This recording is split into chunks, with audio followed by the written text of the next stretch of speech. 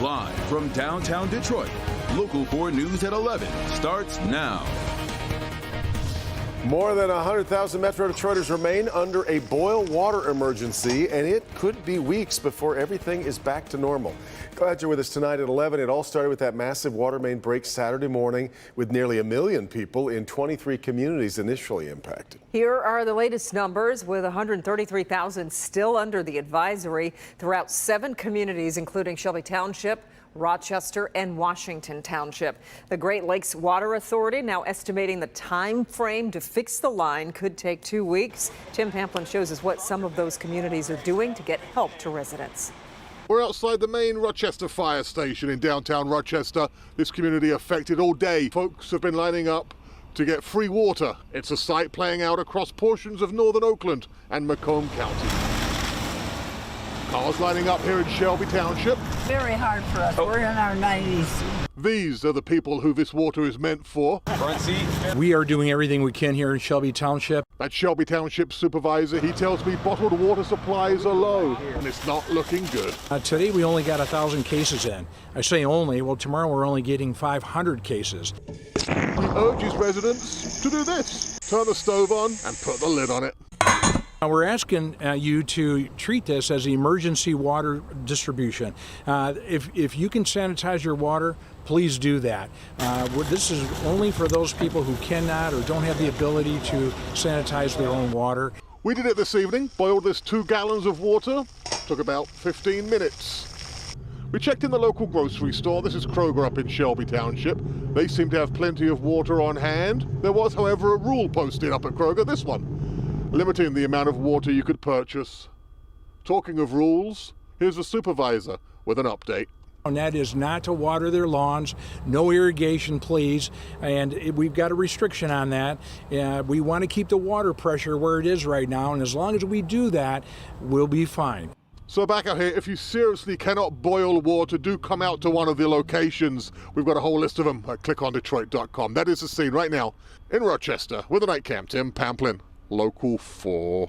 All right, Tim. The marijuana debate in Inkster was supposed to get settled at tonight's packed city council meeting. Our Pamela Osborne is live in Inkster with why many of the people who attended tonight's meeting left disappointed. Kimberly and Devin, standing room only inside of City Hall tonight. The people who showed up to tonight's meeting wanted to talk about marijuana dispensaries, but they're going to have to wait. I think it'd be good. I think it would generate a lot of money. Orlando Hampton was one of many Inkster residents hoping to weigh in on marijuana dispensaries seeking approval to set up shop in Inkster. I think it's not the question, should we have them? Of course we should have them. I think the question is, what should they do once they get here? In the town of more than 25,000, there are already at least 2 dispensaries within the 6.25 square miles that is Inkster. 6 more are scheduled to present proposals to council. It was supposed to happen Monday night, but once the meeting started, discussions were moved to Wednesday. For some, the issue is the dispensaries. For others, the concern is making sure residents have a shot of their own at opening up a store. Opposed to just people from the outside just saturating our community. We want to be able to enjoy the ride. We want to be able to eat and take some home to our families too. All right. And we did talk to some more of those people who attended tonight's meeting. They tell us that they will, in fact, be back on Wednesday when this item comes up for discussion. That's taking place at 6 o'clock. For now, reporting live in Inkster, I'm Pamela Osborne, Local 4. Okay, Pam, thanks. Devin. Big turnout in Macomb County tonight, all in an effort to help 3-year-old Elwyn Pollard, who is battling DIPG, the same childhood cancer that took the life of Chad Carr. Mara McDonald in Mount Clemens.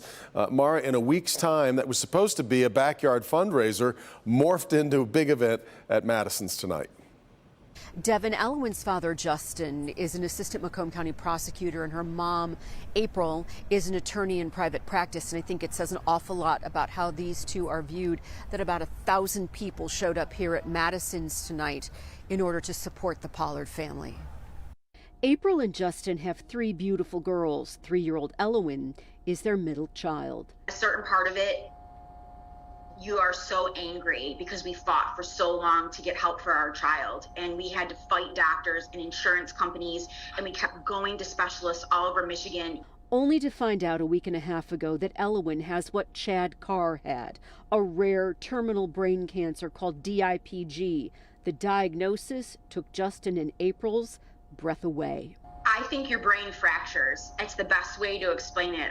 A lot has happened in a week and a half. The Pollards pushed their grief aside to go into fight mode. There are a few trials out of state that we're talking with their teams to get on the wait list. News of this terrible diagnosis spread through the legal community, and friends and strangers showed up at Madison's tonight to support the family. The Pollards couldn't attend. Elwyn starts radiation, which will go daily for weeks, starting tomorrow at Mott Children's Hospital.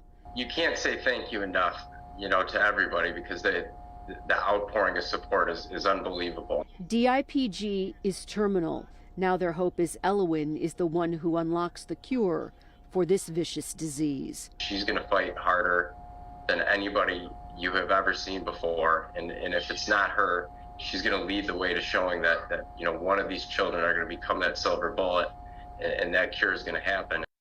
April and Justin say there are two things that have been a lifeline through this process. Number one, the Chad Tough Foundation, which put them in touch with resources within 24 hours, as well as CS Mott Children's Hospital. Friends and family have started a GoFundMe for the Pollards for what is going to be a long, expensive medical journey. If you are interested in that, all you have to do is go over to clickondetroit.com. We're in Mount Clemens. I'm Mara McDonald, Local 4. Okay, Mara. Well, in auto news tonight, Dodge announcing it will be discontinuing its gas-powered Challenger and Charger muscle cars. Yet another sign of an automaker moving to electrify, and that means the 2023 models will be the end of the current form of the V8 powered Challenger and Charger. Dodge will instead focus on an all-electric muscle car launching in 2024. A key informant takes the stand in the retrial of two men charged in the alleged plot to kidnap Governor Gretchen Whitmer. Jurors heard from Dan Chappell, who testified he was only monitoring the alleged plot, despite paying for things such as travel, motels, and food during the alleged planning. Chappell was driving the pickup truck and secretly recording conversations. Chappell told the court it was Adam Fox who was the leader. Fox and Barry Croft Jr. are on trial again after the first jury couldn't reach a verdict. The trial continues tomorrow. One man in custody tonight in connection with an apartment complex fire in East Point. The investigators say 31-year-old Brian Harvey is the one who started the fire. It happened around 8 p.m. in the area of 10 Mile and Dodge Street. Crews from Roseville, St. Clair Shores, and Warren all had to assist East Point Fire in battling it. 3 families had to relocate while repairs are now being made. Harvey faces arson charges. Bond right now set at $100,000. A Redford man is facing charges for allegedly firing shots at Detroit police officers. Police say Shahar Richardson took off during a traffic stop last week on Fort Street and Schaefer Highway in southwest Detroit. Detroit police officers chased after him, and they say he opened fire on them. Richardson was eventually caught and is facing charges that include assault with intent to murder.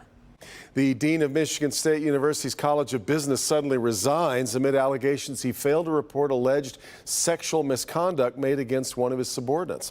Sanjay Gupta resigned last Friday after serving as dean of the college for the past 7 years. Different Sanjay Gupta than perhaps the one you're familiar with on CNN. MSU released a statement about his resignation, citing his, quote, failure to report under our mandatory reporting policies as reasons for his resignation. Gupta will remain a professor, though, at the university.